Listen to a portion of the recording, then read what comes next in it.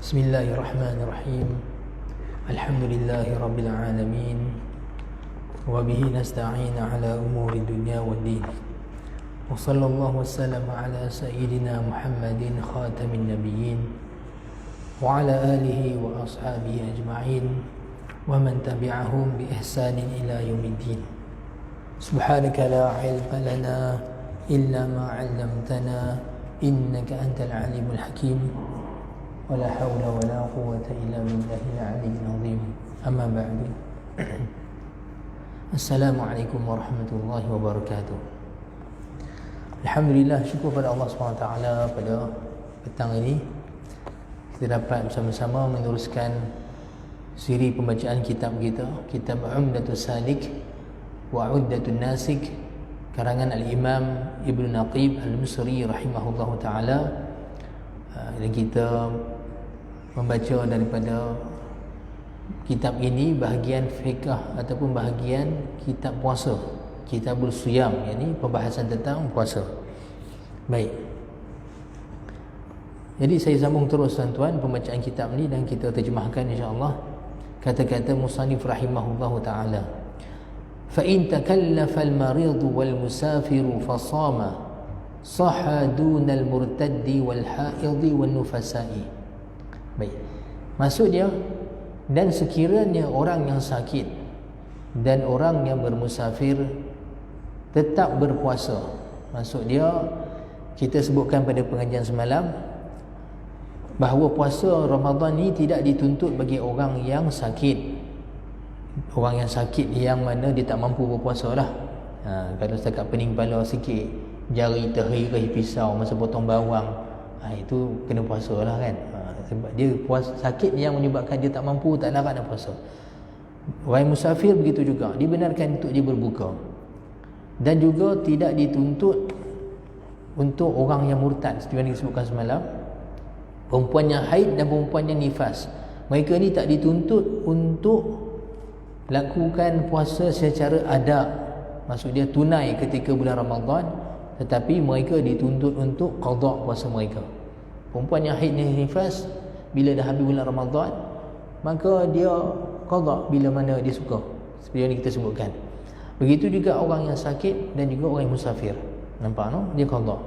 Hatta orang yang murtad, kalau masuk Islam balik, seperti mana yang kita sebutkan, dan tipu murtad mereka ni, mereka kalau puasa sekalipun, puasanya tak sah, sebab hukumnya mereka kafir. Tetapi kalau bertaubat masuk Islam balik, wajib dia qada balik puasa dia ketika tempoh dia murtad, kan? Puasa yang dia tinggalkan ketika tempoh murtad. Kemudian dia kata sekiranya orang yang sakit tadi dan orang yang musafir, dia gagah puasa juga. Maksud dia orang yang sakit tu asal dia boleh dibuka puasa, tapi dia nak puasa juga. Dia kata tak apalah, tahan macam mana pun. Ataupun orang yang musafir tadi, walaupun dibenarkan untuk buka puasa, mereka dua-dua puasa. Dia kata apa? Sah puasanya. Dia kata tetapi tidak orang yang murtad. Sebab orang murtad, dia sebenarnya terkeluar dari Islam. Jadi bila kata orang tadi terkeluar dari Islam, kita katakan Islam adalah syarat niat. Syarat niat bagi ibadah. Dan puasa salah satu ibadah yang wajib niat. Rukunnya adalah niat. Dan niat orang murtad tidak sah. Dikata begitu juga tidak sah puasa orang yang perempuan yang haid dan nifas. Sebab haid dan nifas ni, darah haid ni dipanggil mani'ah, yang menegah seseorang perempuan itu ketika haid tu. Haid tadi menegah dia untuk buat ibadah. Maka perempuan yang haid, dia taat pada Allah SWT dengan menahan diri dia daripada melakukan ibadah yang tak dibenarkan ketika dia haid, seperti solat, puasa. Jadi dia tak payah puasa ketika tu. Begitu juga dengan perempuan yang bernifas, maksudnya perempuan yang lahirkan anak dan darah keluar daripada dia selepas anak tadi lahir, seperti mana kita sebutkan pada pengajian yang semalam. Baik, fa in aslama aw afaqa aw balagha muftiran fi athna'in nahari nunibal imsaku wal qada'u wala yajiban. Dan sekiranya orang kafir asli, asal dia kafir asli, bukan kafir murtad, seorang Kristian ataupun seorang yang bukan Islam, Hindu ke Buddha ke, masuk Islam, ataupun orang yang gila tiba dia sembuh, dia sedar elok, kan? Ataupun kanak-kanak baligh, di tengah Ramadan, tengah siang Ramadan. Contohnya macam kita semalam, ada seorang masuk masjid solat Zuhur, dia kata saya ni nak masuk Islam. Saya dah tengok ramai orang Islam, belajar tentang Islam, saya hari ni buat keputusan masuk Islam. Alhamdulillah. Nampak tak? Dia pun mengucap dua kalimah syahadah, asyhadu an la ilaha illallah wa asyhadu anna Muhammadar Rasulullah. Tanya dia agama apa sebelum ni? Kristian. Sunat untuk dia kata apa? Wa asyhadu anna Isa abduhu wa rasuluh. Dan aku menyaksikan Nabi Isa itu adalah hamba Allah dan juga utusan Allah. Sunat bagi orang Kristian, dia tambah lagi satu. Baik. Jadi dia masuk Islam waktu Zuhur.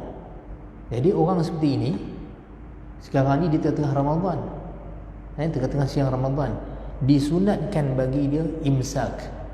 Imsak maksudnya apa? Dia tahan diri dia daripada perkara-perkara yang membatalkan puasa sampai tenggelam matahari. Walaupun sebenarnya kalau dia puasa memang tak sah pun. Sebab apa? Sebab separuh pada hari tadi itu dia tak wajib puasa, dia masih belum kafir. Dia masih kafir, belum Islam lagi.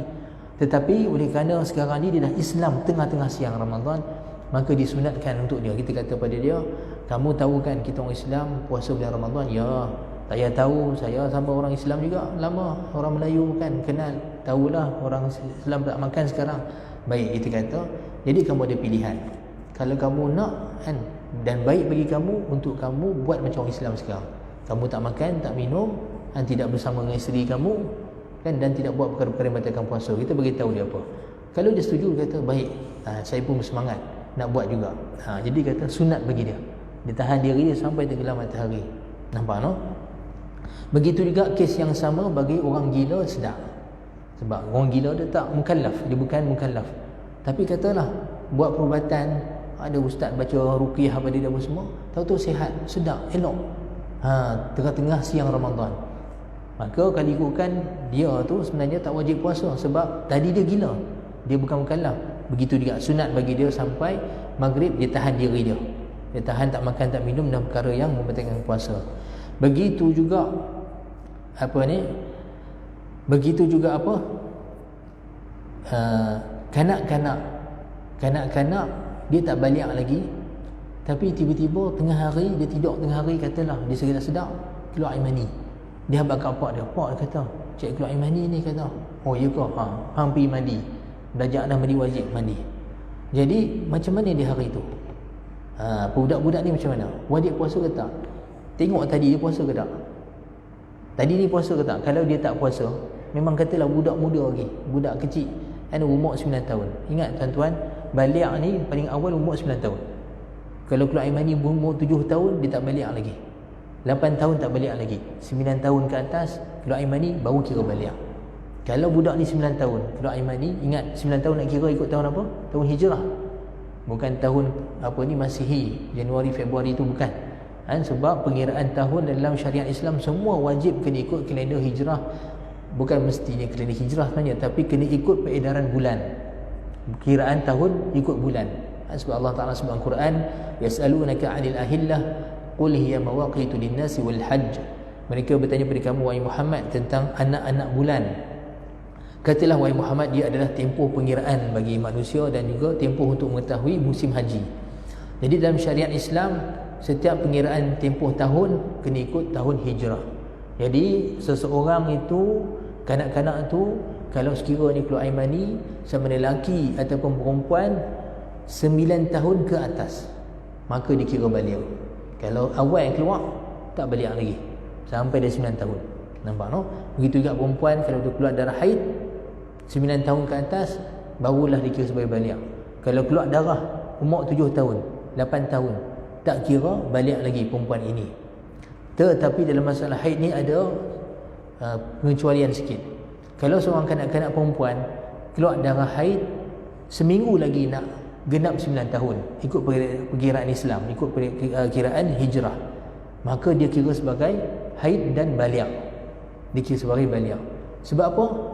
Sebab sekiranya darah keluar daripada seorang kanak-kanak perempuan, darah haid 15 hari, dalam tempoh 15 hari sebelum dia genap 9 tahun, maka dia dikira sebagai darah haid. Tapi kalau sebelum tu tak dikira. hatta sebulan sebelum 9 tahun. Sebulan lagi genap memang dia 9 tahun. Keluar darah haid sekarang. Dia tak kira baliak. Dia tak kira sebagai baliak. Tapi 15 tahun, 15 hari dekat dengan nak 9 tahun, tempoh 15 hari sebelum 9 tahun ni dikira. Seminggu ke, 5 hari ke, dikira. Nampak no? Jadi katalah anak perempuan pun sama juga. Bagi tu mak dia, mak cek keluar darah ni. Pertama darah haid ni kena kira. Dia mesti tempoh sekurang-kurangnya 24 jam. Kalau keluar sejam 2 jam tiba tak ada. Tak ada tu weh. Itu bukan darah haid. Dia tak kira sebagai haid. Sebab haid dia mesti tempoh sekurang-kurangnya 24 jam. Kemudian kata budak perempuan ni kata keluar darah.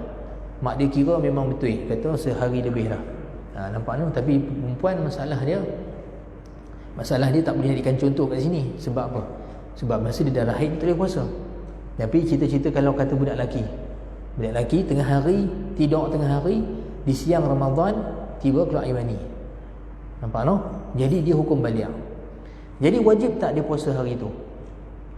Tengok sebelum dia keluar air mani tadi dia puasa ke tak? Kalau sekiranya dia memang tak puasa, sebab memang tak wajib, dia kanak-kanak lagi 9 tahun, tak wajib puasa lagi. Walaupun sepatutnya dia kena berlatih puasa lah. Ayah dia patut kena didik dia puasa. Tapi katalah dia tak puasa, maka disunatkan juga macam kes orang yang kafir masuk Islam tadi, dan juga orang yang gila masuk jadi sedar tadi. Disunatkan untuk dia imsak, tahan diri dia sampai tenggelam matahari. Dia kata begitu juga disunatkan bagi dia qada puasa hari tersebut. Nampak no? Disunatkan qada hari tersebut, tapi tidak wajib. Wala yajiban, tidak wajib. Tidak sunat, tidak wajib bagi dia puasa pada hari tersebut, dan tidak wajib qada. Tapi sunat bagi dia menahan diri pada hari tersebut, bermula daripada dia kalau orang kafir masuk Islam, orang gila sedar, budak kecil tadi baliak, sunat dia imsak, tahan diri sampai tenggelam matahari, dan disunatkan pula dia qada hari tersebut. Tapi tak wajib. Sebab apa? Sebab seolah-olah sebahagian pada hari ini seolah wajib. Sebab dia orang yang kafir tadi masuk Islam, Muslim. Orang gila tadi jadi mukallaf. Budak ni daripada baliak jadi baliak. Jadi seolah separuh hari tadi tu seolah hukum dia macam wajib. Jadi sebab tu disunatkan dia qada, tetapi tidak wajib. Sebab sebahagian daripada hari dia tadi tu tak wajib. Nampak no? Jadi kita ingat yang tu je. Mereka ni kes-kes yang kita sebut 3 tadi ni sunat imsak. Imsak sini maksudnya tahan diri dia, bukan imsak yang sebelum puasa tu. Maksudnya tahan diri dia sampai tenggelam matahari, dan disunatkan bagi dia qada pada hari untuk hari tersebut. Wa in balagha sha'iman lazimahu al-imsaku wa nudibal qada'u. Tapi budak kecil ni tadi, bila mana dia balik tengah Ramadan, tengah siang Ramadan, dan sebelum tu memang asal dia berpuasa. Ni budak 9 tahun tadi dikatakan, memang katalah dia pun ikut puasa tadi, niat dengan syarat yang elok, betul. Dia bangun sahur sama dengan mak ayah dia. Mak ayah dia kata niat puasa, dia pun niat puasa, nama itu sama ghadin an adai fardhu Ramadan hadhihi sanati lillahi ta'ala, dia niat. Kemudiannya dia pun start bangun subuh tu, dia tahan diri, tak makan tak minum pun semua. Tiba-tiba tengah hari dia balik. Jadi budak ni wajib teruskan puasa dia. Wajib teruskan puasa dia, sebab dia memang asal dia berpuasa. Puasa kanak-kanak sah walaupun tak wajib, tapi puasa dia sah. Jadi bila dia balik tengah-tengah hari, maka wajib dia imsak sampailah tenggelam matahari. Tetapi disunatkan bagi dia qada hari tersebut. Kenapa sunat budak qada hari tersebut? Kan dah puasa pada siang hari. Sebab puasa dia pada waktu awal tadi tak wajib. Hukum pada hak dia sebenarnya sunat saja, sebab dia budak lagi. Dia wajib bila dia balik. Sebab tu disunatkan untuk dia qada hari tersebut. Nampak no?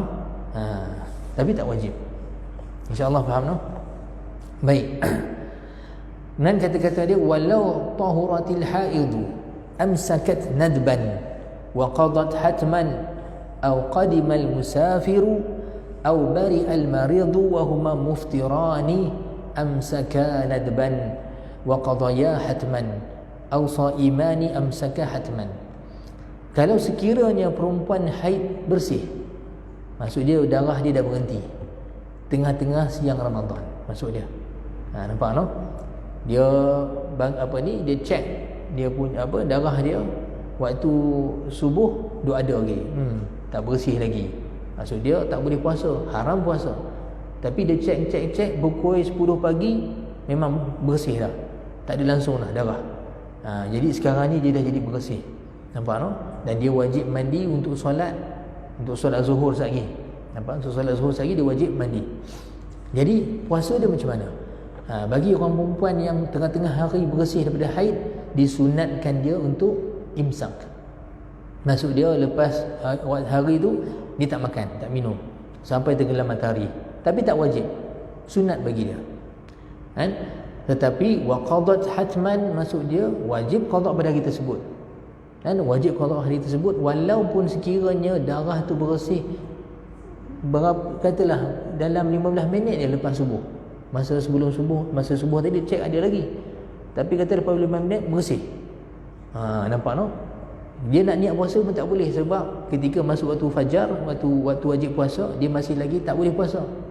Tapi sekarang ni daripada tempoh dia bersih, walaupun 15 minit saja baru lepas azan, disunatkan. Pertamanya subuh tu dia wajib solat, dia wajib mandi dan wajib solat. Sebab tempoh waktu subuh ada lagi. Nampak no? Tempoh subuh ada lagi, dia wajib mandi dan wajib solat. Tapi disunatkan untuk dia tahan diri sampai tenggelam matahari. Dan wajib dia qada pada hari tersebut. Wajib qada untuk hari tersebut. Au qadimal musafiru, ataupun contoh lain di kata sini, ataupun orang yang musafir sampai sini, maksud dia sampai tanah air dia, watan dia. Watan ni maksud dia tempat yang dia memang duduk untuk plan hidup sampai matilah kat situ. Itu panggil watan, mustautin. Ataupun sampai tempat iqamah dia. Tempat iqamah ni maksud dia tempat yang dia niat duduk di situ lebih daripada 3 hari yang sempurna. Lebih daripada 3 hari yang sempurna. Katalah dia dapat jemputan, ada urusan dekat Kedah, ataupun kerja dekat Kedah, ada urusan kat Kedah. Daripada sini pergi Kedah, pergi Jitera. Dia pergi sana, dia niat dia bertolak hari Ahad. Hari Ahad daripada Kuala ni sampai Jitera sat je dalam dalam 2 jam lebih kan, 2 jam setengah katalah, 2 jam setengah sampai Jitera. Hari yang sama Ahad. Ahad ni tak kira sebab tak sempurna, sebab hari separuh pada hari itu dia dalam perjalanan. Jadi kira hari Isnin, Selasa, Rabu. 3 hari ni 3 hari yang sempurna. Kalau dia niat lebih daripada 3 hari ni duduk sana, Isnin, Selasa, Rabu, katalah duduk sampai Khamis. Jumaat akan balik ke Kuala Kangsar balik. Maka dia dah tak dikira sebagai musafir. Sebab dia berada di sana lebih daripada 3 hari yang sempurna. Jadi Kedah ataupun Jitera ketika itu bagi dia dipanggil tempat iqamah dia, tempat muqim dia. Walaupun duduk sat dia, hari dia saya duduk sana, tetap dipanggil tempat muqim dia. Maka orang macam ni bila sampai kat Kedah, kalaulah dia sampai itu memang kata bulan Ramadan, siang Ramadan, perjalanan dia pun waktu siang hari Ahad, maka sepanjang dia di sana tu dia tak boleh buka puasa, sebab dia dipanggil sebagai orang yang muqim, wajib dia berpuasa. Nampak no? Tapi katalah dia pergi hari Ahad, tapi niat duduk sana Isnin, Selasa, Rabu. Isnin, Selasa, Rabu. Khamis dia balik ke Kuala Kangsar. Jadi sepanjang dia berada di sana ni dikira sebagai musafir. Dikira sebagai musafir. Dan syarat dia untuk apa? Untuk dia mengambil rukhsah syar'iyyah, kelonggaran syariat sebagai seorang musafir dibenarkan. Sebab apa? Sebab perjalanannya lebih 2 marhalah, lebih daripada 50 km daripada Kuala Kangsar ke Jitera. Dan sebab musafir dia sebab kerja. Katalah kerja dia pun kerja halal, berniaga apa semua. Jadi tak ada masalah, syariat membenarkan dia untuk musafir seperti ini, bukan maksiat. Maka dia dibenarkan buka puasa. Walaupun dia larat berpuasa, tapi nak kata syariat benarkan, dia nak makan, nak minum, dia terpulang pada dia. Nampak tak? Katalah dia pergi ke sana, hari Ahad tu dia tak puasa. Sebab apa? Sebab dia rasa macam tak larat, perjalanan jauh apa semua. Tapi Isnin, Selasa, Rabu dia puasa. Hari Khamis nak balik Kuala Kangsar, dia tak mau puasa. Boleh, tak ada masalah. Sebab dia berstatus apa? Musafir. Dia orang yang musafir, dibenarkan untuk dibuka puasa. Hari Khamis tu katalah dia sampai ke Kuala Kangsar siang Ramadan. Nampak no? Jadi kalau sekiranya dia bertolak dari hari Khamis tersebut, pukul 11 pagi daripada Kedah Jitera sampai ke sini 12.30 tengah hari. Sekarang dia sampai Kuala Kangsar, tempat dia apa? Tempat tinggal dia. Jadi orang mesti ni sunat bagi dia bila dah sampai ke Kuala Kangsar ni, sunat apa? Dia tahan diri dia. Sunat untuk tahan diri dia. Walaupun sebenarnya dia memang tak puasa pun. Nampak no? Sebab tu dia kata sini amsaka nadban wa qadaya hatman, dan wajib qada. Wajib qada hari yang dia buka puasa kerana dia musafir. Nampak no? Jadi tuan-tuan, ikutlah ada kenalan kita, housemate kita kan, dalam situasi tersebut dia dah sampai Kuala Kangsar. Sampai masuk bilik dia, kita buka bilik dia, tengah minum air kotak. Oi, hang tak puasa? Dia kata, aku dah elok-elok duduk dalam bilik dia, hang buka pintu siapa suruh kan? Dia kata, aku memang tak puasa. Dia kata, siapa pula? Aku musafir, aku baru sampai pada Jitera. Dia kata, oi, ni Kuala Kangsar, ni tempat tinggal hang. Hang punya rumah sini, hang pun duduk cadang nak mati kat sini. Dia kata, memanglah. Dia kata, kawan kata, memanglah. Tapi kan tadi aku daripada Kedah, aku musafir, aku buka puasa. Dibenarkan. Dia memang asal dia bermusafir tadi, dia buka puasa. Jadi kita jangan bertikai dia pula. Yang duk balas pada dia, oi, mana boleh kata hang duk Kuala Kangsar weh. Kita tak boleh kata lagu tu. Dia memang ada hak untuk dimakan minum, suka hati dia. Cuma patut dia bila dia sampai ke tempat dia, sunat bagi dia apa? Dia tahan diri. Tapi tak wajib. Boleh faham no? Sebab asal dia musafir, dibenarkan untuk buka puasa. Baik. Begitu juga kes yang sama orang yang sakit. Nampak? Orang yang sakit sembuh. Katalah dia apa ni? Memang katalah macam kita buat contoh semalam, orang yang accident. Jadi bila accident ni doktor masuk ubat apa semua, dia tak larat. Tapi katalah sampai hari ke berapa, sampai pada waktu 9 tu dia rasa segar badan. Lepas tu doktor kata, macam mana hari ni semua? Alhamdulillah, rasa lega lah semua. Alhamdulillah. Dia kata, kalau ikutkan kita punya rekod pun, tuan dah sihat dah.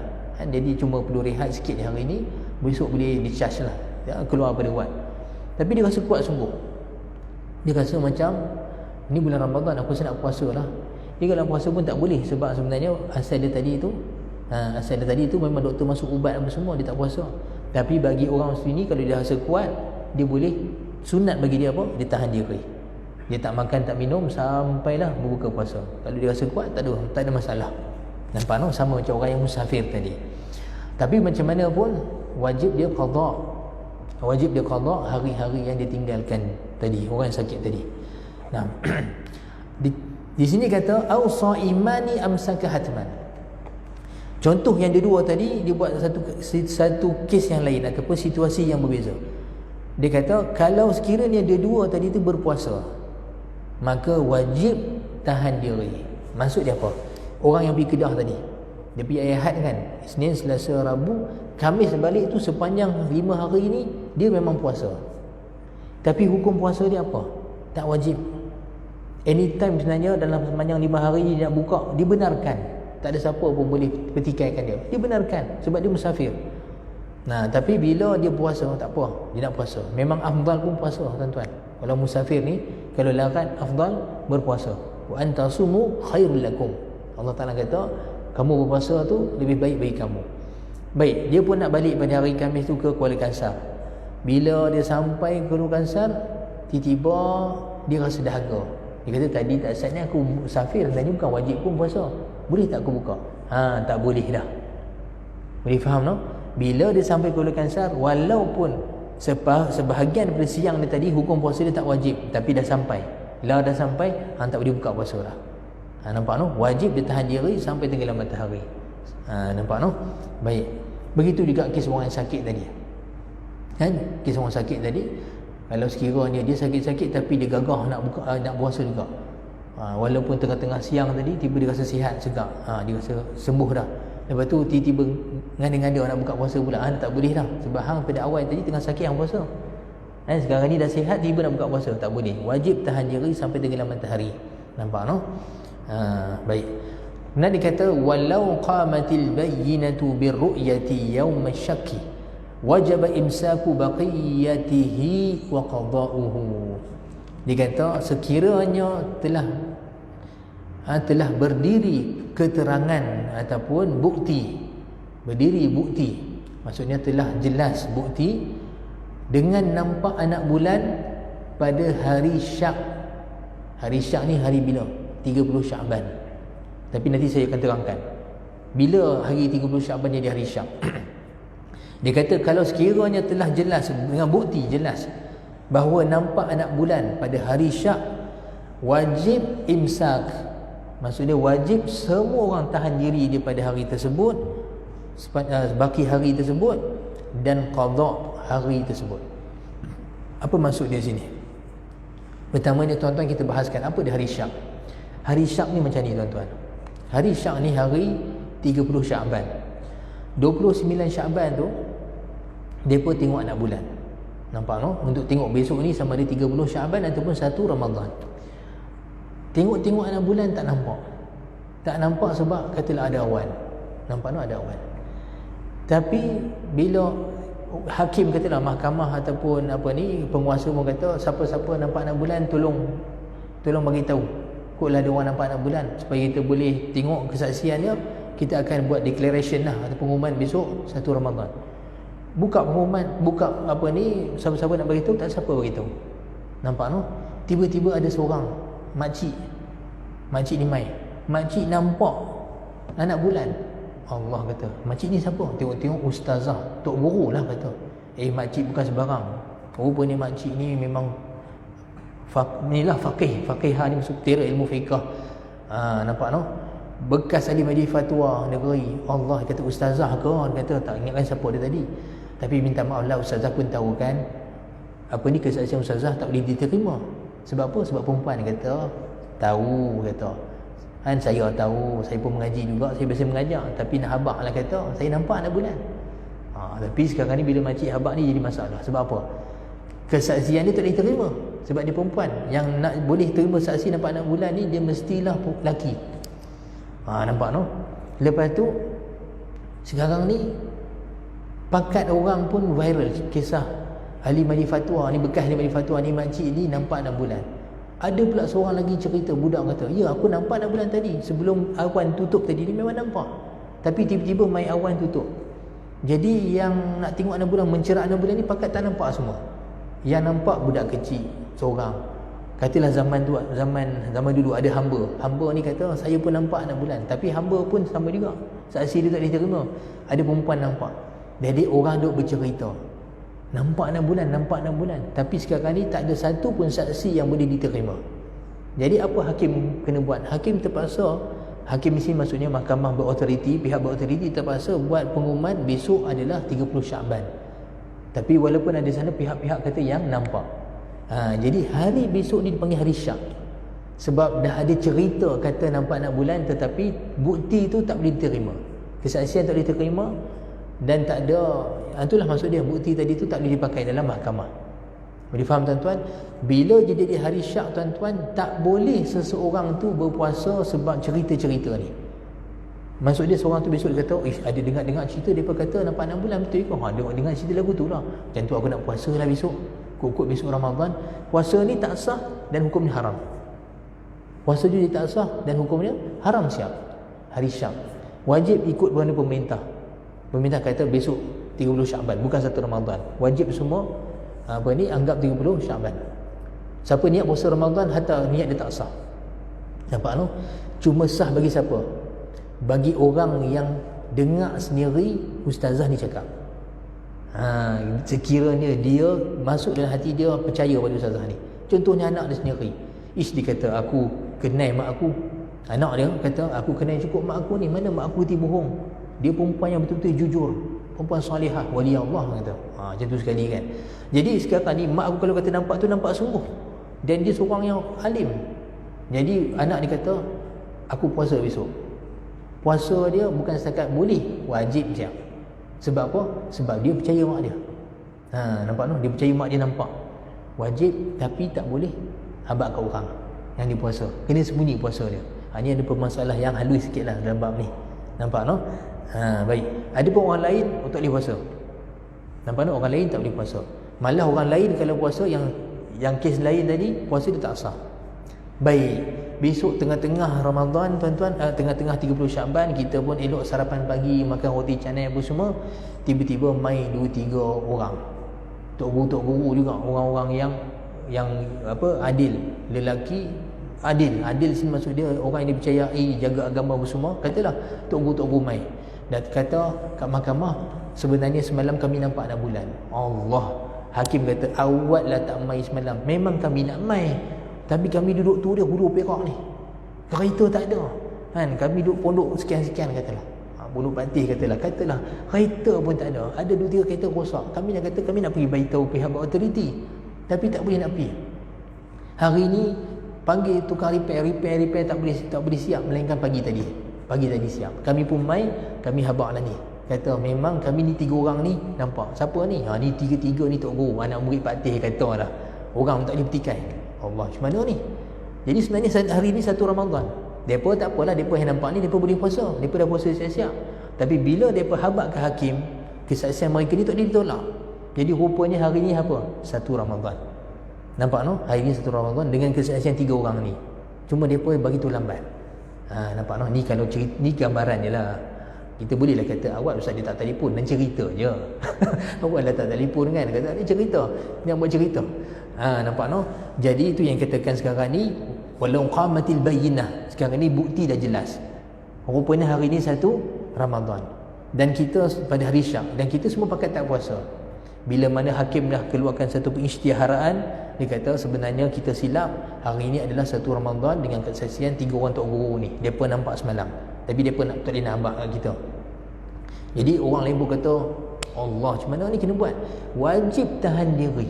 Semua wajib tahan diri. Tak boleh makan minum. Tak boleh dia kata di pengumuman tengah koyak roti canai, celup kat ni. Dia kata, dia kata aku berhabis roti canai aku. Tak boleh tuan-tuan, haram hukum dia. Boleh faham tak? Dan tak boleh nak kata tanggung dosa 3 orang Tok Guru ni. Siapa suruh tak habaq semalam, aku nak makan hari ni. Tak boleh. Dia tak tanggung, tak ada siapa tanggung dosa hang tanggung dosa sendiri. Faham tak? Wajib hukum dia tahan diri sampai tenggelam matahari. Faham tak?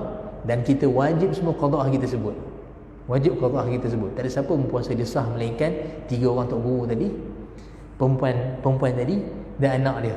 Puasa depa saja yang sah. Kita lain semua tak sah puasa. Kalau ada orang yang pandai-pandai pagi tu niat puasa tanpa ada keterangan tadi, tanpa ada bukti tadi ni semua puasa tak sah. Ni satu permasalahan dalam masalah nampak anak bulan ni. Baik. Kemudian dikata wa yu'maru sabiyyu bihi lis-sab'in wa yudrabu li-'ashrin, dan diperintahkan kanak-kanak. Diperintahkan apa? Berpuasa pada usia mereka 7 tahun. Jangan ingat solat saja kena perintah 7 tahun, hatta puasa sekalipun. Nampak no? Beberapa tahun lepas isu ni dijadikan perdebatan hangat dalam internet. Sebab ada satu artis tu dia bertaubat, alhamdulillah bagus. Dia dah berhenti berlakon apa semua, dah berhenti bergedik-gedik tu. Tapi dia mengaji agama, lepas tu dia petikai ustaz-ustaz pula. Ni masalah. Bukan petikai ustaz, petikai ulama. Jadi banyaklah dia punya statement-statement kontroversi, padahal dia tu dulu artis. Lepas tu bila belajar agama, dia jadi kontroversi pula, tak syok pula. Dia antara benda yang petikai, dia kata kita ni mana-mana suruh anak-anak kecil puasa ni. Dia kata dia baca hadis, dia kata hadis Nabi SAW kata apa, muru auladikum bis salati wa ibnu sab'in fi sab'in. Perintah anak-anak kamu solat ketika mereka usia 7 tahun. Dia kata Nabi tak kata puasa, solat. Nampak no? Dia ambil satu hadis, dia terus buat satu hukum fatwa dia sendiri. Kita baca kitab ni tengok ulama kata hatta puasa, didik anak, perintah anak kita puasa ketika mereka usia mereka 7 tahun. Maksudnya kalau dia tak larat, tak apalah, bagilah makan macam mana. Erti kata nak kena didik tu daripada 7 tahun dah. Maksudnya tak boleh dah 7 tahun masuk bulan Ramadan kita tak ambil cakna langsung tentang isu dia nak berlatih puasa ke tak, buat suka hati dia. Dia nak makan coki-coki apa semua, buka peti sejuk ke apa semua, kita buat teheran. Ini yang tak boleh. Nak kena didik mereka ketika usia 7 tahun lagi. Didik. Dia tak larat apa semua, berbuka tu cerita lain. Nampak tak? Tapi nak kena didik. Baik. Sebab itulah para ulama yang mensyarahkan hadis yang Nabi SAW suruh ajar anak solat umur 7 tahun tadi, ulama kata bukan setakat solat, tetapi juga segala perintah-perintah syariat yang lain. Didik mereka daripada umur 7 tahun. Sebab umur 7 tahun ni dekat dengan usia mumayyiz. Dah perlu ada didikan dan latihan. Dan dalam di sana ada hadis-hadis lain, hatta riwayat Imam Bukhari dalam kitab sahih juga, bahawa Sayyidina Umar pukul seorang lelaki yang buka puasa. Yang ni pukul di sini maksudnya ta'zir. Pukul hukuman. Pukul dia buka puasa tengah siang Ramadan. Kemudian Sayyidina Umar kata apa? Suibyanana yasumun. Anak kecil kami, kanak-kanak kami puasa, dia kata. Hang boleh tak puasa? Kemudian ni dalam sana ada riwayat yang bahawa sahabat dia kata, kami dulu suruh anak-anak kami puasa, dan sekiranya mereka dah mula rasa lapar dan dah teriak, kami lalaikan mereka dengan mainan, buat mainan, suruh main. Menunjukkan bahawa usia kecil lagi, kecil sangat. Nampak no, kecil sangat. Jadi sebab itulah ulama yang membaca hadis ni dan lihat pada konteks yang luas, mereka kata hatta pada usia 7 tahun ni waktu yang kena ajak perintah anak kita solat. Tapi dengan hikmah lah, seperti yang kita sebutkan kan. Dah tak larat sangat tuan-tuan, sambil dah mengeletak-geletak tu, jangan kata sabar, dah bagi ayak ke dia. Nampak no, bagi ayak ke dia, bagilah makan. Baik. Wa yudrabu li ashrin, hatta pukul ketika usia 10 tahun, macam solat. Maksudnya pukul mendidik, bukan tibai dengan batang pipe perpak sampai berbirat dah. Maksud dia ajak dia puasa, kalau dia buat ketegak tak mau juga semua, kita kena bagi dia takut. Kata lawan cakap, dia kata nampak ni, macam itulah. Lepas tu pump sikit kalau sekiranya dia buat lagi. Jadi nak kata ada didikan di sana, kena ada didikan seawal usia 7 tahun, dan nak kena bertegas pada usia 10 tahun. Sebab 10 tahun tu boleh jadi dah balik lah, ataupun dah dekat nak balik. Jadi kena lagi tegas dalam masalah ni. Nampak no tuan-tuan? Baik, kita berhenti sampai sini dulu, 5.30 dah. Nanti insyaAllah kita sambung lagi perbahasan kitab ni pada hari esok dan seterusnya dengan izin Allah Subhanahu Wa Taala. Jadi saya mohon maaf sekiranya saya ada kasar bahasa, salah silap. Yang baik pada Allah SWT, salah silap kekurangan daripada kekurangan saya sebagai manusia biasa. Aqulu qawli hadza wa astaghfirullahal azim li wa lakum. Allahumma 'allimna ma yanfa'una wanfa'na bima 'allamtana wa zidna 'ilma warzuqna fahma waftah 'alaina futuhal 'arifin. Allahumma waffiqna litiba'i sunnati nabiyyika Muhammadin sallallahu alaihi wasallam zahiran wa batinan, qawlan wa fi'lan wa 'amalan, wa amnun 'alaina mahabbatahu wa ba'athna ma'ahu yawmal qiyamati wa ma'a ashabihi wa ahli baitihi wa sa'iris salihin ya rabbal alamin. Wa sallallahu ala sayyidina Muhammadin wa ala alihi wa sahbihi wa baraka wa sallam. Alhamdulillahi rabbil alamin. Assalamualaikum warahmatullahi wabarakatuh.